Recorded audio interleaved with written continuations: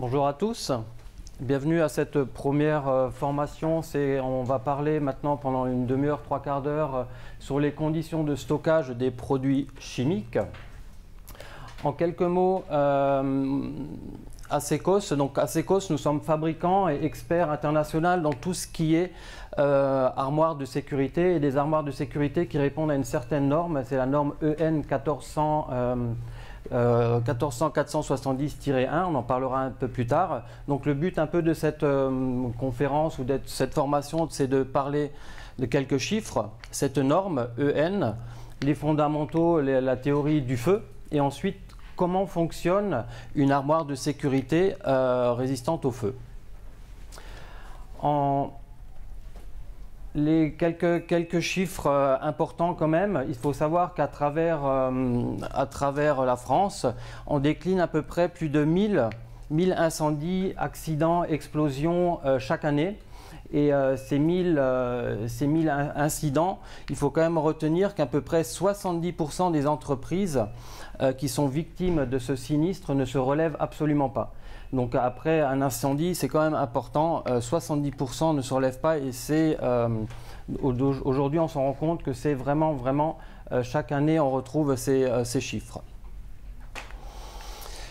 Dans le danger du feu, la priorité en fait d'Asecos, c'est de protéger l'usine, le laboratoire et l'utilisateur de produits chimiques sur un surfeu, sur une explosion et sur l'inhalation des vapeurs. Donc en termes de danger du feu, il y a deux types de dangers. Il y a le danger de l'incendie, de l'explosion, donc le surfeu, le surfeu et l'explosion.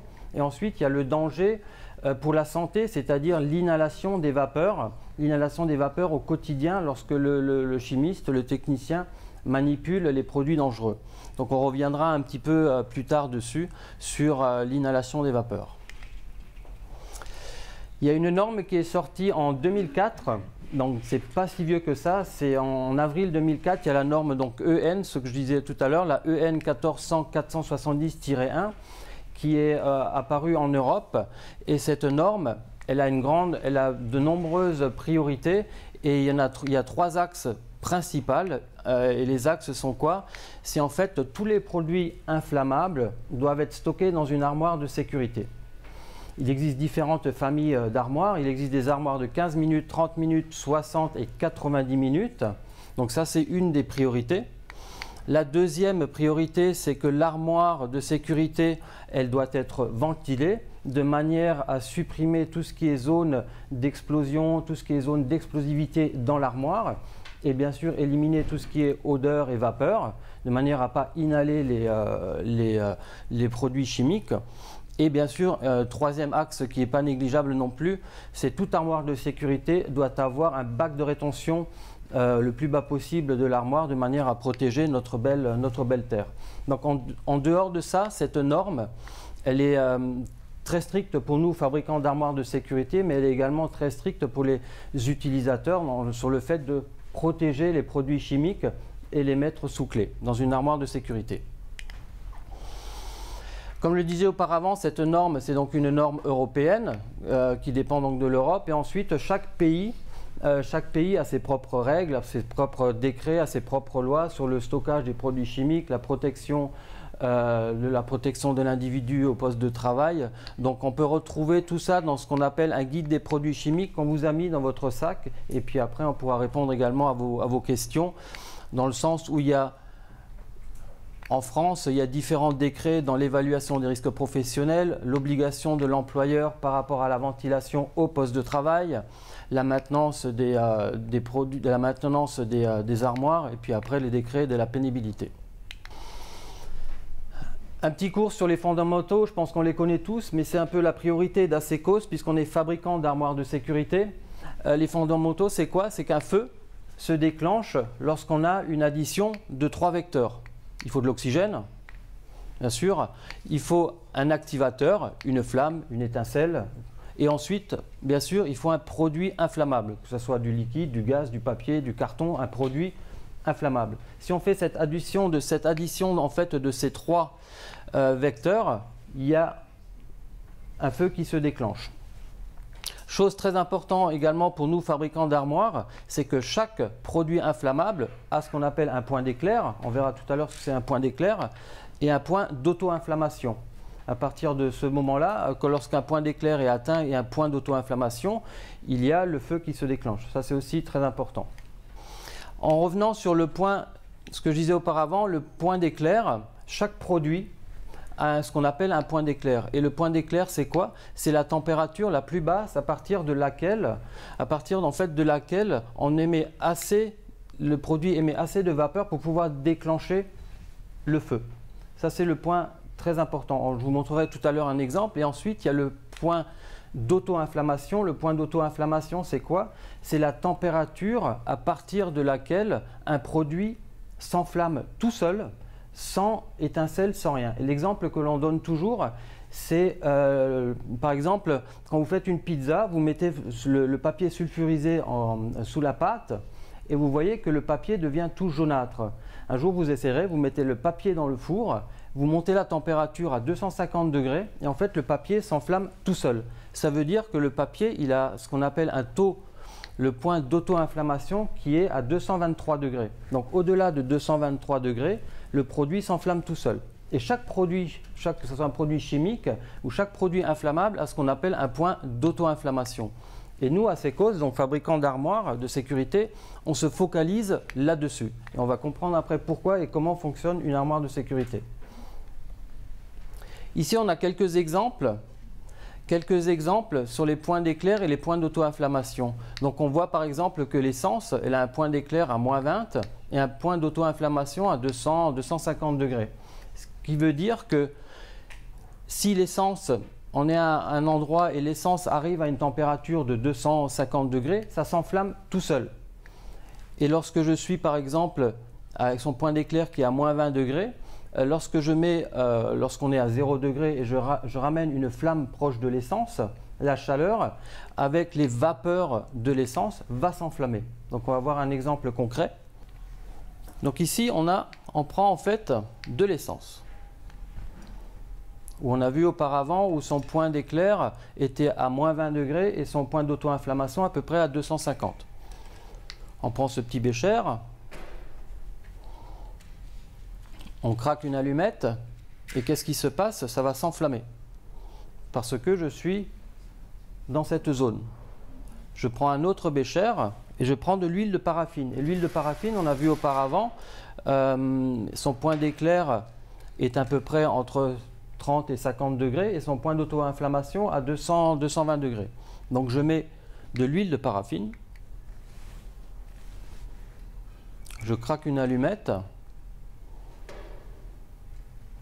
en sachant qu'il y a des solvants.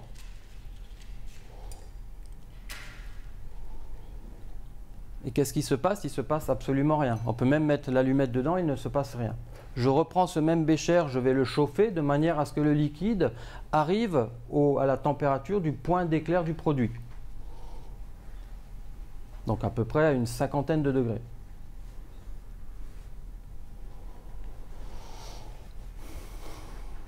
Je craque une allumette et qu'est-ce qui se passe? Exactement comme l'essence, je suis arrivé dans la zone de point d'éclair.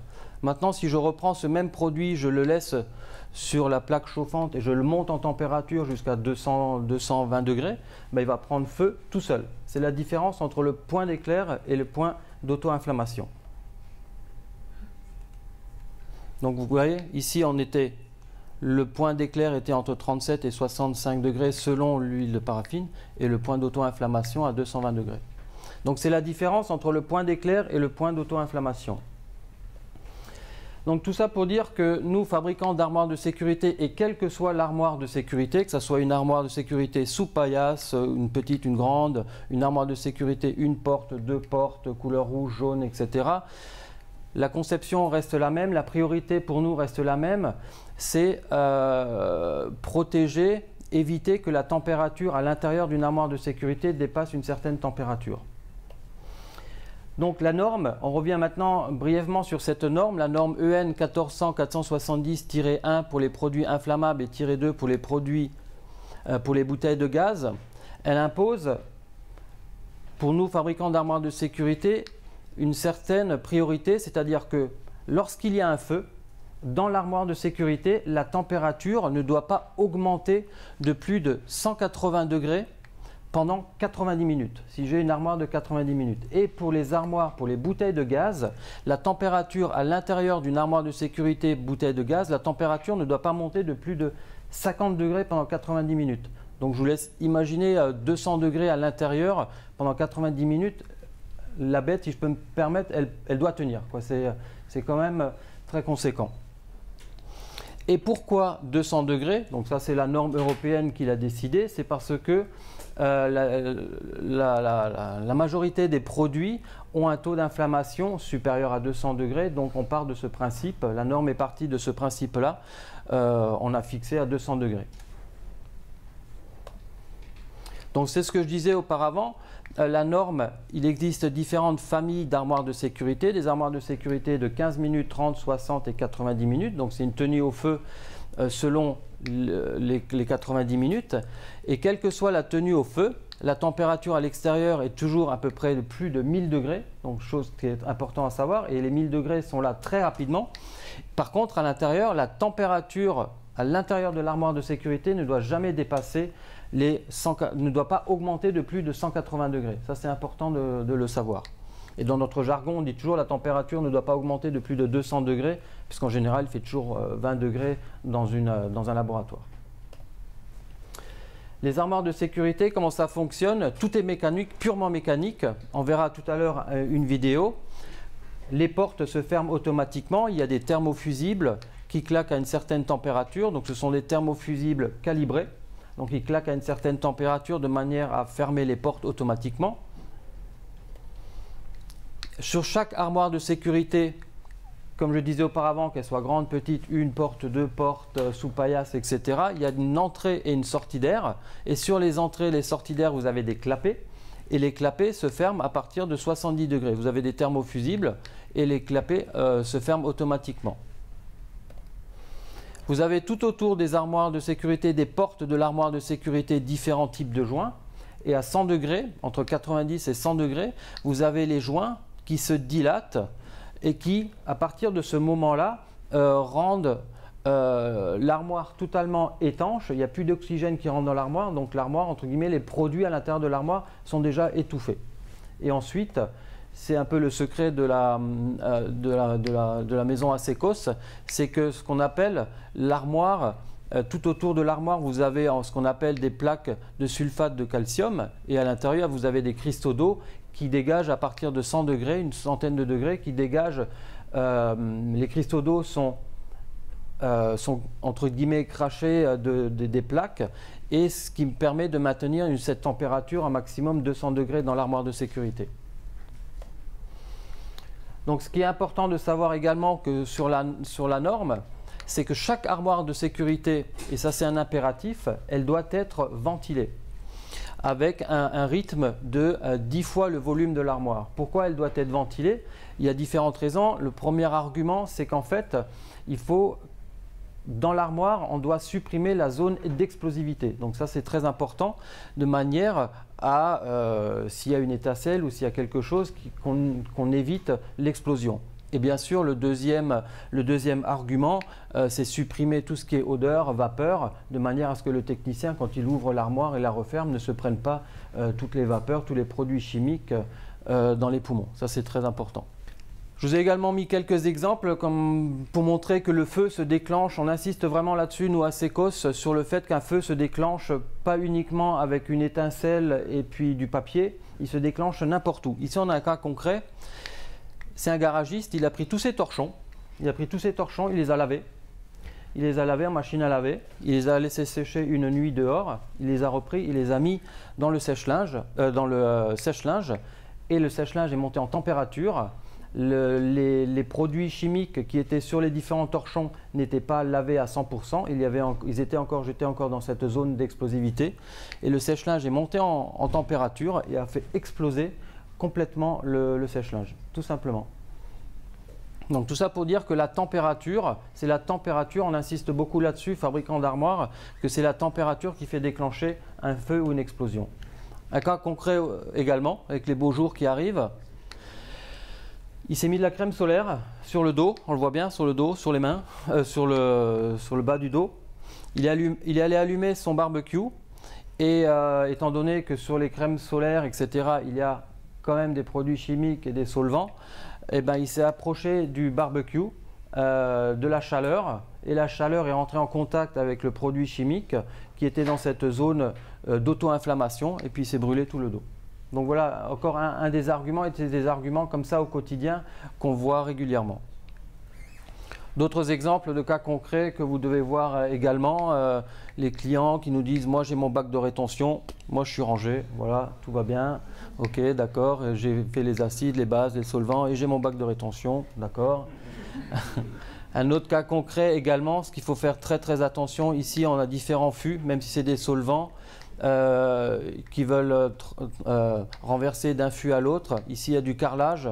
L'électrostatique déclenche également de nombreux feux et explosions. Très dangereux. Ça, c'est presque plus dangereux que ça. Donc, on a vraiment des cas concrets qu'on voit tous les jours. En résumé, ce qu'il faut faire attention dans tout ce qui est stockage de produits chimiques, c'est le point d'auto-inflammation et le point d'éclair, très important. C'est ce qui fait déclencher des feux. La ventilation, moi j'insiste énormément sur la ventilation parce que c'est nous les techniciens, les chimistes qui sommes en contact quotidiennement avec les vapeurs, qui inhalons. Donc il faut vraiment aérer tout ce qui est local et tout ce qui est armoire de sécurité. Et bien sûr les points forts de tout ça, c'est qu'il faut ventiler l'armoire. En cas d'incendie, une armoire de sécurité retarde l'explosion et le surfeu. Et bien sûr, on permet au personnel d'évacuer avant une explosion.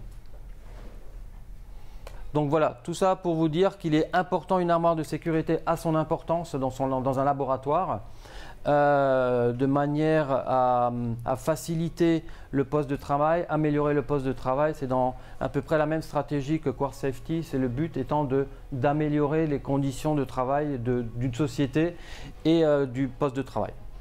Si vous avez des questions, n'hésitez surtout pas.